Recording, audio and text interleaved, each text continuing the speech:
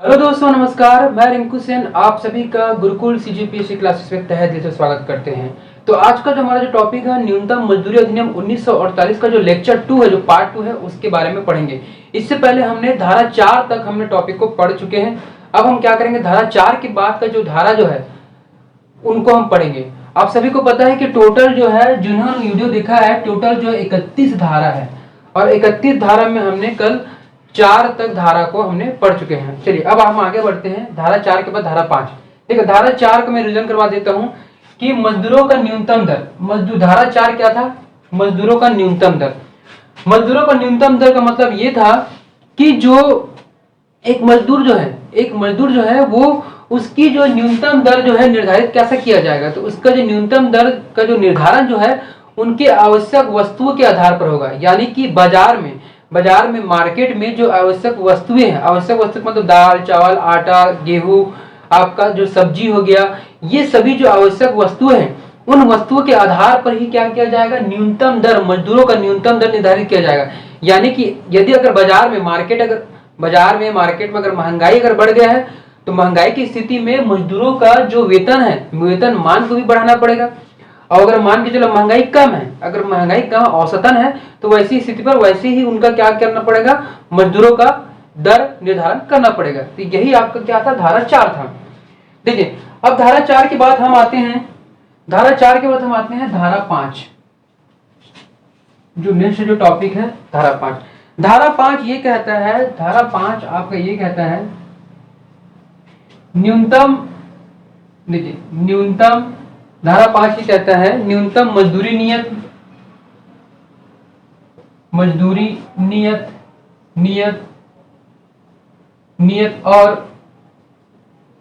और पुनरीक्षित करने की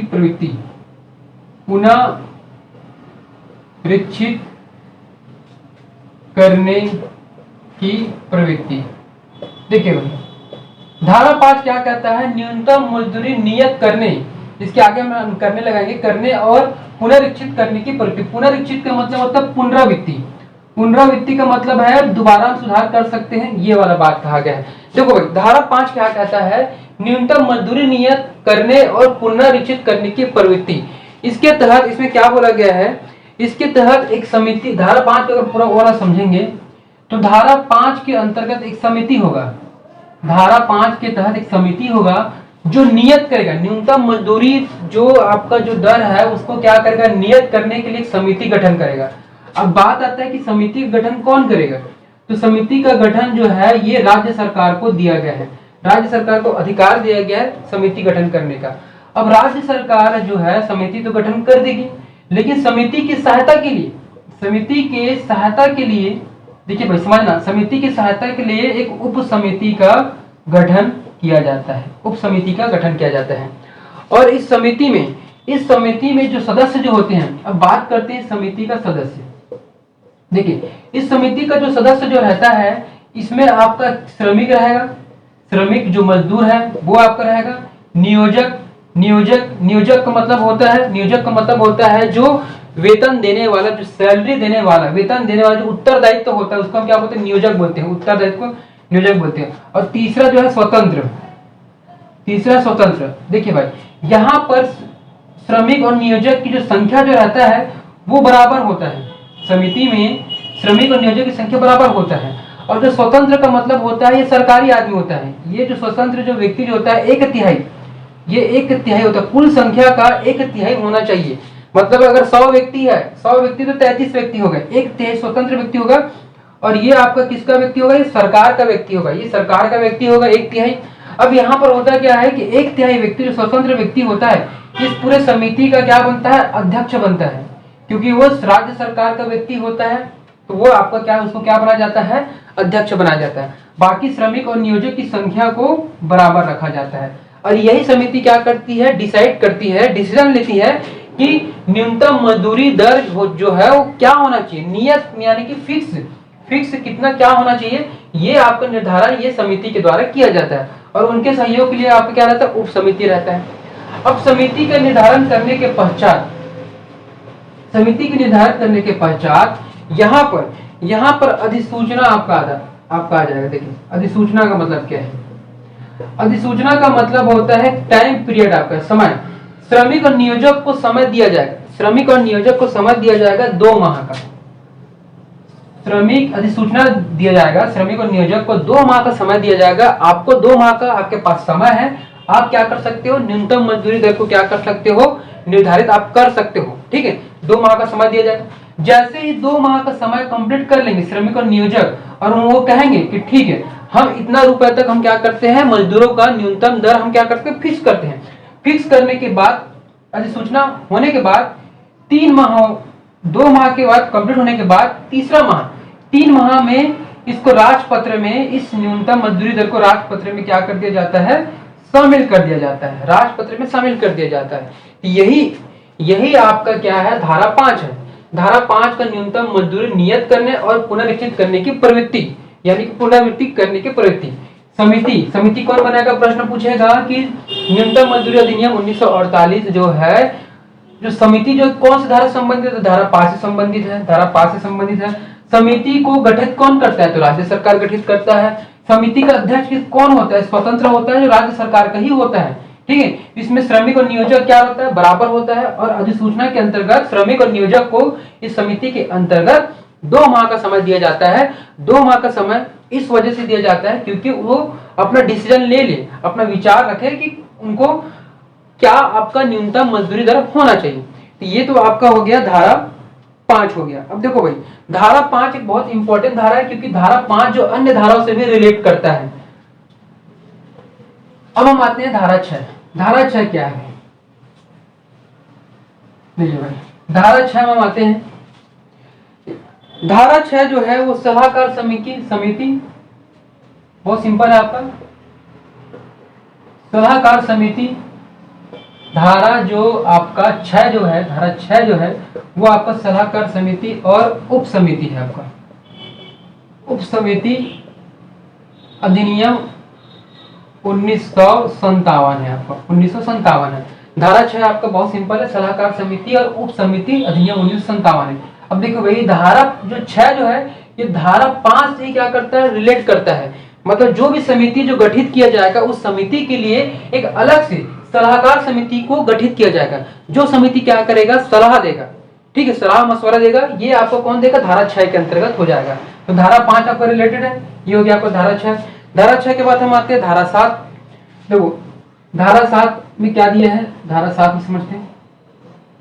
धारा 7 में सलाहकार बोर्ड, धारा जो 7 में जो है एक सलाहकार बोर्ड होगा, एक सलाहकार बोर्ड होगा। ठीक है, सलाहकार बोर्ड होगा। और ये सलाहकार बोर्ड किसके लिए नियुक्त किया जाएगा, ये नियुक्त किया जाएगा धारा 5 के लिए नियुक्त किया जाएगा। यानी कि धारा 5 के लिए क्या था, उसमें समिति था, तो वो समिति का जो आपका धारा 5 जो था, सलाहकार समिति जो सलाहकार बोर्ड जो गठन किया जाएगा धारा 5 के लिए गठन किया जाएगा। ठीक है, ये समझ में आ गया धारा 7। अब हम आते हैं नेक्स्ट धारा में, धारा 8। देखिए भाई, धारा 8 क्या है, धारा 8 क्या समझते हैं।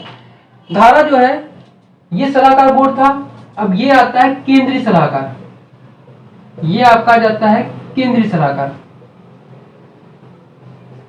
अब देखो केंद्रीय सलाहकार बोर्ड है क्या, केंद्रीय सलाहकार बोर्ड ही, देखिए केंद्रीय सलाहकार बोर्ड ही क्या करेगा, सलाहकार बोर्ड की नियुक्ति करेगा। भाई बहुत आसान है, केंद्रीय सलाहकार बोर्ड की नियुक्ति कौन करेगा, आपका सलाहकार, देखो सलाहकार बोर्ड की नियुक्ति कौन करेगा, केंद्रीय सलाहकार बोर्ड करेगा। ठीक है ना, धारा 7 की नियुक्ति धारा 8 के द्वारा किया जाता है, केंद्रीय सलाहकार बोर्ड करेगा। ठीक है, ये ऐसा पूरा सिस्टम चलता है। फिर सलाहकार समिति होगा, फिर उसके नीचे में आपका समिति होगा, ये पूरा सिस्टम इस प्रकार से आपको चलता है। तो धारा 8। धारा 9, देखिए भाई जो नोट्स बनाना चाहता है वो नोट्स बना सकता है, जो लिखना चाहता है लिखिए, जिनको स्क्रीनशॉट लेना है स्क्रीनशॉट भी वो ले सकता है भाई। ठीक है, अब आते हैं धारा 9। धारा 9 जो है समितियों की संरचना, धारा 9 जो है समितियों की संरचना से संबंधित है। धारा 9 जो है वो समितियों की संरचना। अब समितियों की संरचना का मतलब ये था कि जो धारा 5 मैंने जो बताया था वही आपका धारा 9 अंतर्गत आता है। समितियों की संरचना का मतलब कि इसमें आपका एक श्रमिक होगा, नियोजक का मतलब जो उत्तरदायित्व है, जो वेतनमान देने के लिए उत्तरदायित्व है, नियोजक। ठीक है, और एक आपका स्वतंत्र व्यक्ति, स्वतंत्र यानी कि जो सरकारी व्यक्ति, जो आपका सरकारी जो व्यक्ति ये है, श्रमिक और नियोजक बराबर होगा, मैंने बताया था बराबर होगा, और सरकारी जो व्यक्ति वो 1/3 सदस्य, इन सभी में से कुल मिलाकर 1/3 सदस्य स्वतंत्र व्यक्ति सरकारी व्यक्ति होता है, और इसी में से एक आपका अध्यक्ष होता है। मतलब कि समितियों की जो संरचना जो है वो कैसा होगा, क्या होगा, इसमें पूरा डिटेल इसमें बताया गया है धारा 9 में। और धारा 9 में ये बताया गया कि स्वतंत्रता, याद रखना, श्रमिक और नियोजक से अध्यक्ष नहीं बनाया जाता है। समितियों के लिए जो अध्यक्ष जो बनाया जाता है वो स्वतंत्र यानी सरकार के व्यक्ति को क्या किया जाता है, सरकारी व्यक्ति को यहाँ पर समितियों का अध्यक्ष बनाया जाता है। ये पेपर में पूछा जा सकता है कि समितियों की संरचना जब किया जाता है उस संरचना में आपका अध्यक्ष जो है किसको बनाया जाएगा, तो यहाँ पर सरकारी व्यक्ति को बनाया जाएगा। ठीक है, तो ये आपका धारा 9 हो गया। अब धारा 9 के बाद आते हैं धारा 10। धारा 10 क्या है उसको समझते हैं भाई, क्रम बाय क्रम जा रहे हैं, जितने भी क्रम में जिनको नोट्स बनाना है नोट्स बनाते रहो, ये बहुत इंपॉर्टेंट टॉपिक है। आपको जो यदि आपको 2-3 अंक चाहिए तो इस टॉपिक से आपको मिलेगा भाई। ठीक है, धारा 10। अब हम आते हैं धारा 10। तो धारा 10 क्या बोलता है, गलतियों का सुधार। धारा 10 बोलता है कि गलतियों का सुधार करना। अब गलतियों का सुधार करने का मतलब यह है कि जो भी इस न्यूनतम मजदूरी अधिनियम 1948 में किसी भी प्रकार की गलती होता है तो गलती होने पर सरकार क्या करता है, धारा 10 के तहत गलतियों में सुधार कर सकता है। ये अधिनियम है आपका धारा 10। धारा 10 के बाद हम आते हैं धारा 11। देखो धारा जो 11 जो है वो मजदूरी से संबंधित है। धारा जो है 11 जो है पूरा वो मजदूरी से संबंधित है। मजदूरी का मतलब ये बताया गया है धारा 11 में कि जो भी मजदूर होगा उनको जो भुगतान जो किया जाएगा वो नगद के तौर पर किया जाएगा। किसके तौर पर किया जाएगा, नगद के तौर पर किया जाएगा। वस्तु के आधार पर, देखो वस्तु के आधार पर एक वस्तु देकर दूसरा वस्तु खरीद कर ऐसा आपका भुगतान नहीं किया जा सकता। वस्तु के आधार पर भुगतान नहीं किया जा सकता। यदि वस्तु के आधार पर भुगतान किया जाता है तो वो सरासर गलत है। वहां पर राज्य सरकार को नियम बनाना पड़ेगा। केंद्र सरकार बोलेगा कि आप राज्य सरकार को बोलिए, या इस अधिनियम बोलेगा कि आपको क्या करना है, नियम बनाइए। मतलब कुल मिला के भुगतान जो होगा वो क्या होगा, नगद में होगा, कैश में होगा। धारा 11 ये कहता है मजदूरी से संबंधित है। धारा जो 12 जो है, धारा 12, तो देखो धारा 12 ये कहता है न्यूनतम मजदूरी का भुगतान। न्यूनतम मजदूरी का भुगतान। ठीक है, देखो धारा 12 जो है वो क्या कहता है कि मजदूरी अधिनियम, देखो भाई जो वेतन मजदूरी अधिनियम 1936 को हवाला देके, अधिनियम 1936 को हवाला देके, ये टॉपिक मैंने पिछले टॉपिक में बता चुका हूं, ये आपको डिस्क्रिप्शन बॉक्स में आपको मिल जाएगा। देखो 1936 का न्यूनतम मजदूरी जो उस समय जो अधिनियम जो था 1936 का अधिनियम में, उस अधिनियम के तहत मजदूरों के भुगतान में कटौती किया जा सकता है। ये बताया गया कटौती जो है किया जा सकता है 1936 के अधिनियम, यानी कि मजदूरी भुगतान अधिनियम। जो ये याद रखना भाई, मजदूरी भुगतान अधिनियम 1936 के तहत मजदूरों के भुगतान में क्या किया जा सकता है, कटौती किया जा सकता है। और किस किस प्रकार से मजदूरों को भुगतान किया जा सकता है, मजदूरी अधिनियम 1936 में दिया गया है। तो धारा 12 जो है 1936 अधिनियम से पूरा का पूरा क्या है, संबंधित है। यहाँ से प्रश्न क्या पूछा जा सकता है, धारा 12 में कौन सा अधिनियम से रिलेटेड है, तो यहाँ पर मजदूरी भुगतान अधिनियम 1936 से रिलेटेड है। ठीक है, अब हम आते हैं धारा 12 के बाद हम आते हैं धारा जो है 13। ठीक है, धारा 13 में आते हैं। आखिरकार धारा 13 है क्या, धारा 5 तक ही आपको बड़ा बड़ा आपको धारा मिलेगा। देखो धारा जो 13, धारा 13 क्या है, देखो धारा 13 है सामान्य कार्यों के घंटों का नियतक। सामान्य कार्यों का घंटों के आधार पर नियतक आदि। अब देखो ये धारा 13 क्या कहता है, धारा 13 जो है बहुत सारे मुख्य बिंदु पर बात करता है। जैसे कि पूरा एक बार समझते हैं, सामान्य कार्यों का घंटों के आधार पर नियतक, यानी कि जो सामान्य कार्य है, सामान्य कार्य में जो घंटा है, आप 8 घंटे का ड्यूटी करते हो, 10 घंटे का ड्यूटी करते हो, 12 घंटे का ड्यूटी करते हो या 16 घंटे का ड्यूटी करते हो, वह ड्यूटी का निर्धारण आखिरकार कौन करेगा? तो उसकी जो निर्धारण जो है वो राज्य सरकार करेगा। उसकी जो निर्धारण जो है, सबसे पहला पॉइंट बिंदु आता है, राज्य सरकार क्या करता है? घंटों का निर्धारण करेगा। घंटों का निर्धारण कौन करेगा? राज्य सरकार करेगा। अब यहाँ पर राज्य सरकार ने निर्धारण कर दिया कि 8 घंटा का ड्यूटी होगा, 12 घंटा का ड्यूटी होगा। अब राज्य सरकार ये भी निर्धारित करती है कि जो 8 घंटे जो 12 घंटे का जो भी ड्यूटी है, उसके बीच में अंतराल में एक विश्राम का अंतराल होना चाहिए। वह विश्राम यानी कि जो आराम का 1 घंटा, जो भी आपका आधा 1 घंटा का अंतराल होना अति आवश्यक है। उस 1 घंटे में जो मजदूर जो है वो क्या कर सकता है? वो खाना खा सकता है, ठीक है, अपना लंच पूरा कर सकता है, या जो भी अन्य जो काम है वो इस 1 घंटे के अंतराल में वो कर सकता है। यहाँ पर विश्राम का टाइम दिया गया है। तीसरा पॉइंट ये दिया गया है कि सप्ताह में यानी कि 7 दिन, सप्ताह में 1 दिन का क्या किया जाएगा? विश्राम दिया जाएगा। 1 दिन का विश्राम दिया जाएगा। अब धारा 14 देखिए भाई, धारा 14 है अतिकाल। अतिकाल का मतलब होता है ओवर टाइम। अतिकाल का मतलब होता है ओवर टाइम, या फिर आपका हम बोल सकते हैं एक्स्ट्रा टाइम। यदि कोई व्यक्ति जो है एक्स्ट्रा टाइम ड्यूटी कर रहा है, ओवर टाइम ड्यूटी कर रहा है, तो वैसी स्थिति पर क्या होता है? उसका जो मजदूरी दर जो रहता है उसको दुगना मिलता है। उसका जो मजदूरी दर जो है उसको दुगना मिलता है। यानी कि मान के चलो किसी दिन आपने 1 दिन आपने क्या किया? ड्यूटी, ओवर ड्यूटी आपने काम किया। 8 घंटे के अलावा एक 8 घंटे का शिफ्ट आपने और कर लिया। आपने 8 घंटे का ड्यूटी के हिसाब से कर लिया। जो पहले का जो 8 घंटे का ड्यूटी जो था, मान के चलो वो आपको 500 रुपये बनता था। 1 दिन का कितना बनता था? 500 रुपये बनता था। तो यदि अगर आप एक्स्ट्रा ड्यूटी करते हो तो उसका आपको दुगना मिलेगा। तो दुगना मतलब कि 500 का दुगना कितना हो जाएगा? 1000 रुपया। तो 1000 रुपया आपका वहां पर बनेगा। मतलब एक अनुमानित आपका, ठीक है ना। मतलब कि यहाँ पर पूछा जाएगा कि अतिकाल यानी कि ओवर टाइम, एक्स्ट्रा टाइम में जो पैसा जो न्यूनतम मजदूरी अधिनियम 1948 के तहत जो दिया जाता है वो क्या दिया जाता है? तो वो आपको दिया जाता है, दुगना रकम दिया जाता है, ठीक है, दुगना मजदूरी दिया जाता है धारा 14 के अंतर्गत। अब आते हैं धारा 15।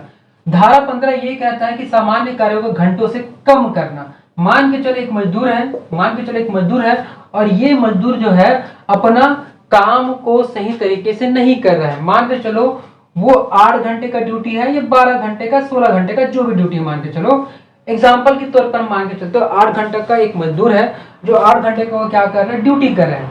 अगर वो 8 घंटे के ड्यूटी करने के पश्चात यदि अगर उसके घर में किसी कारणवश कोई समस्या आ गया है या उसकी तबीयत खराब है, कोई भी स्थिति है, अगर वैसी स्थिति में उसके घर में कुछ प्रॉब्लम आने की वजह से अगर वो आवेदन देता है किसी कारणवश पूरी समस्या को बताता है, तो समस्या को बताने के कारण उसके जो सामान्य कार्यों के घंटों में काम जो कम करना, यानी कि जो मजदूरी दर है, जो उसकी जो मजदूरी दर में किसी भी प्रकार का जो है कटौती नहीं किया जाएगा, ठीक है। लेकिन वही अगर श्रमिक जो है अगर वो कारण नहीं बताता है, अगर किसी भी प्रकार का कारण नहीं बताता है, तो वैसी स्थिति पर क्या होगा?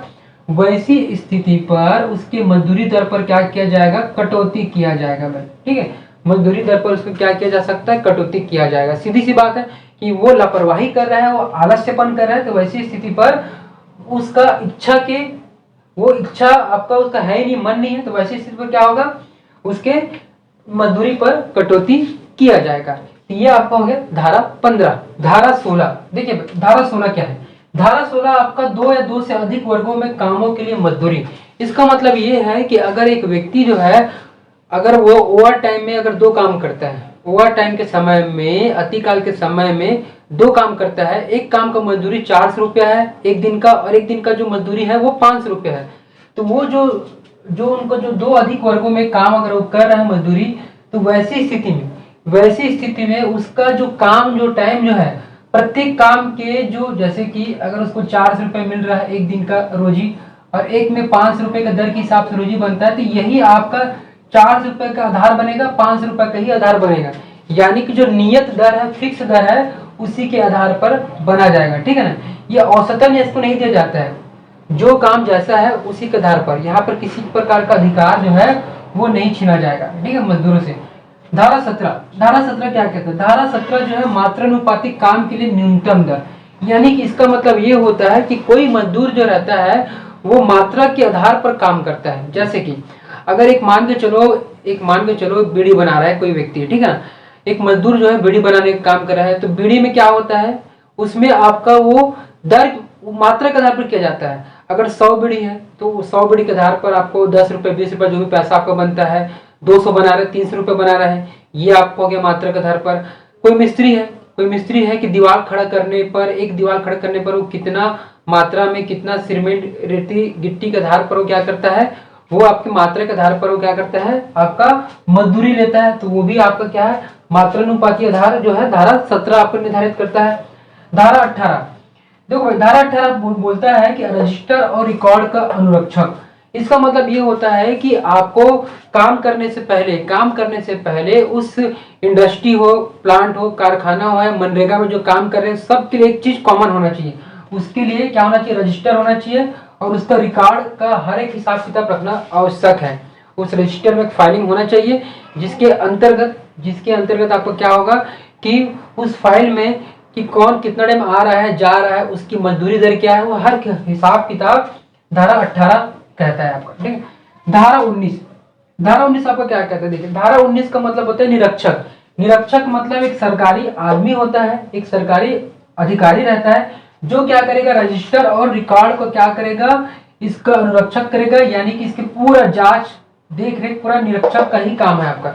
धारा 19, ठीक है। मनरेगा में निरीक्षक का काम देखोगे। धारा 20 क्या लिखा, धारा 20 है दावे। दावे का मतलब क्या होता है कि जैसे कि कोई मजदूर है, एक मजदूर है, अब उस मजदूर को मान के चलो उसका अपना जो है अधिकार उसको नहीं मिला है, उसको अपना मजदूरी वेतन जो मिलना चाहिए वो नहीं मिला है, या ओवर टाइम अगर वो ड्यूटी किया है, ओवर टाइम का अतिकाल का अगर ओवर टाइम का ड्यूटी किया तो उसको वो नहीं मिला है, या उसे घंटों में किसी भी प्रकार का छेड़खानी उसको किया गया, 8 घंटा का टाइम था 10 घंटा काम करवा दिया गया और उसको पैसा नहीं मिला है, तो वैसी स्थिति में वो मजदूर क्या करेगा, दावा करेगा। क्या करेगा, दावे करेगा। अब वो दावे कैसे करेगा, वो दावे करने के लिए उसको करना पड़ेगा आवेदन। उसको क्या करना पड़ेगा, आवेदन। और ये आवेदन जो है अनुच्छेद 21 के तहत माध्यम से आपका होता है। अब इस आवेदन के तहत वो क्या करेगा, श्रम संघ को, यहाँ पर जो श्रम संघ को क्या करेगा, आवेदन करेगा। या तो ये आवेदन वो दावा करने वाला स्वयं कर सकता है, या फिर वो क्या कर सकता है, वकील के माध्यम से भी ये दावा करवा सकता है, आवेदन करवा सकता है। अब उसके माध्यम से दावा कंप्लीट होने के बाद अगर वो मजदूर का मामला पता चलता है कि पुख्ता है, कि जो नियोजक का मतलब क्या होता है, नियोजक का मतलब वो होता है कि जो वेतन देने वाला व्यक्ति जो उत्तरदायित्व लेता है पैसा देने का, अगर नियोजक अगर पैसा नहीं दिया है तो वैसी स्थिति में क्या किया जाएगा, आवेदन होने के बाद नियोजक को बोला जाएगा कि 6 माह आपका 6 माह के भीतर में जो मजदूर का जो पैसा है उसको क्या कर दिया जाए, मजदूरी जो उसका है कंप्लीट कर दिया जाए 6 महीने के अंतराल में। ठीक है। तो ये आपका धारा 20 है जो धारा 21 से कनेक्टेड है, यानी कि आवेदन करेगा तो धारा 20 में आवेदन 21 के तहत यहाँ पर किया जाता है। तो ये आपको हो गया धारा 21। धारा 22 में प्रावधान है न्यूनतम मजदूरी अधिनियम 1948 के तहत दंड का प्रावधान किया गया। दंड का प्रावधान के अंतर्गत इसमें क्या होता है, देखिए भाई, अगर मान के चलो यहाँ पर एक मजदूर को कम मजदूरी दिया गया है, एक मान के चलो जैसे कि एक आपका मजदूर को, एक श्रमिक को क्या मिला है, कम मजदूरी मिलेगा है, ये हो गया। या कार्यों के घंटों में उल्लंघन करना, या आपका कार्यों के घंटों में उल्लंघन करने का मतलब ये है कि अगर कोई मजदूर है और उस मजदूर को 8 घंटे का ड्यूटी था 10 घंटे का ड्यूटी करवा दिया गया, या 12 घंटे का ड्यूटी 14 घंटे का ड्यूटी करवा दिया गया, तो यहाँ पर इसका मतलब यही है, कार्य के घंटों में उल्लंघन करवाना। तो ऐसी स्थिति पर यहाँ पर जो करवाने वाला जो नियोजक है उस पर क्या होगा, कार्यवाही होगा। मतलब ये न्यूनतम मजदूरी अधिनियम 1948 के तहत आपका ये मामला आ जाता है, ये आपको उल्लंघन का मामला आ जाता है। उल्लंघन का मामला आने की वजह से नियोजक के ऊपर में या तो 3000 रुपए का जुर्माना लगाया जाएगा, या तो 3000 रुपए का जुर्माना लगाया जाएगा, या तो फिर या तो फिर इसे आपका क्या बोलते हैं 1 वर्ष का कारावास का सजा सुना जाएगा। 1 वर्ष का जो कारावास की सजा सुना जाएगा। दोनों में से अगर 3,000 रुपये जुर्माना नहीं देता है तो वैसी स्थिति में उसको 1 वर्ष उसको क्या करना पड़ेगा, जेल में रहना पड़ेगा। ये नियम बनाया गया है। इनके अलावा मान के चलो जो दंड के प्रावधान के अंतर्गत न्यूनतम मजदूरी अधिनियम 1948 का वो किसी भी प्रकार का कुछ भी अगर वो उल्लंघन करता है इस नियमों का, अगर कम मजदूरी और कार्यों को घंटों में उल्लंघन के अलावा न्यूनतम मजदूरी के और अन्य जो नियम जो है, जो इसके तहत जो अन्य जो नियम है, अगर उस नियम का अगर उल्लंघन करता है तो वैसी स्थिति पर नियोजक के ऊपर में 2,000 रुपए का जुर्माना लगाया जाएगा। 2,000 रुपए का जुर्माना लगाया जाएगा। अगर 2,000 रुपए नहीं दे सकता है तो यहाँ पर 6 माह का क्या सुना जाएगा, सजा उसको सुनाया जाएगा। 6 माह का कारावास उसको होगा अगर वो जुर्माना नहीं दे पाता है तब की स्थिति में। ठीक है, तो ये आपका धारा 22 है दंड के प्रावधान का। ये तो अन्य नियम के मतलब कि न्यूनतम मजदूरी अधिनियम 1948 के वो नियम है उसमें शामिल है। और ऐसे नियम जो न्यूनतम मजदूरी अधिनियम नियम जो है यहाँ पर है नहीं है नियम जो नहीं है, ऐसे नियमों का उल्लंघन करने पर 500 रुपए का जुर्माना यहाँ पर लगाया जाता है। ठीक है, ये आपका धारा 22 है दंड का प्रावधान। कम मजदूरी या घंटों के आधार पर उल्लंघन करने पर नियोजक के ऊपर 3,000 रुपए का जुर्माना, 1 वर्ष का कारावास, दोनों में से कोई होगा।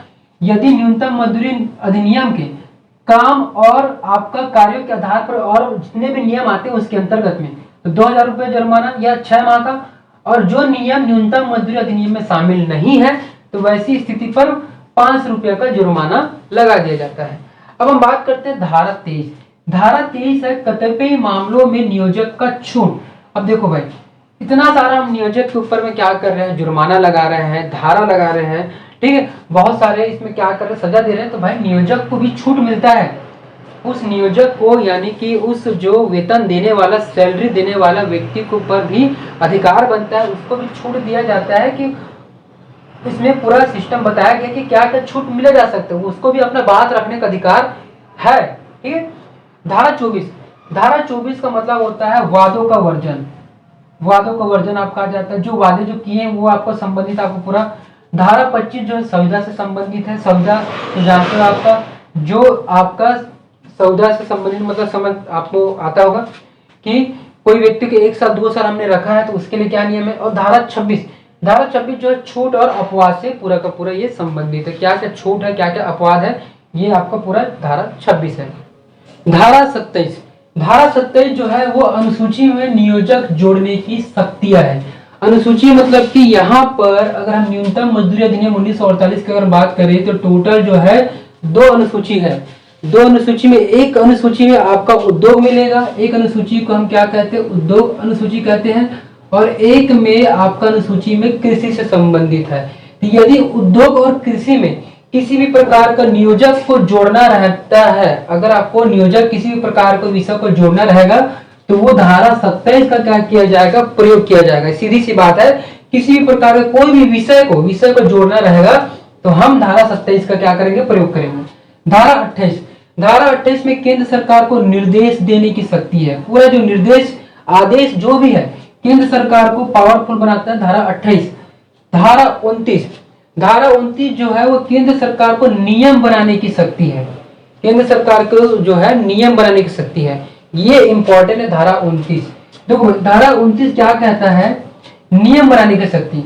अब ये आपका जो है कौन से प्रकार का नियम बनाएगा, तो अगर हम नियम की अगर हम बात करें तो ये आपका जो है सलाहकार बोर्ड, जैसे कि आपका सलाहकार बोर्ड कौन बनाएगा, केंद्र सरकार बनाएगा। केंद्र सरकार को अधिकार है नियम बनाने का। उस सलाहकार बोर्ड में जो सदस्यों की जो नियुक्ति है, जो सदस्यों की जो नियुक्ति जो है वो सदस्यों की नियुक्ति भी कौन करेगा, केंद्र सरकार करेगा।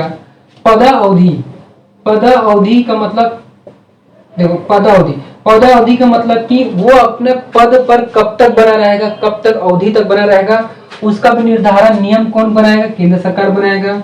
गढ़पूर्ति, आपका गढ़पूर्ति, देखो गढ़पूर्ति का मतलब ये होता है कि वहां पर स्थिति अनुपस्थिति जो निर्धारण भी कौन करेगा, वो केंद्र सरकार ही करेगा।